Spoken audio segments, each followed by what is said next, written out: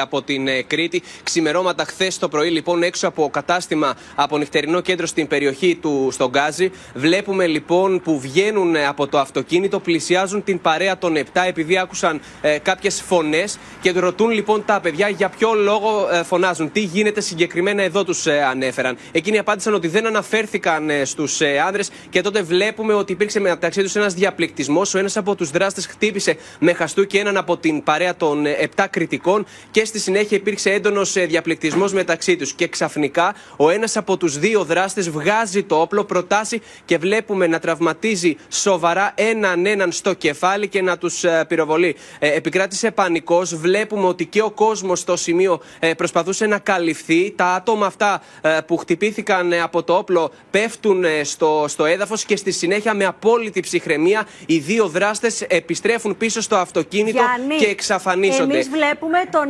δράστη, ο οποίος φοράει μια κοντομάνικη μπλούζα.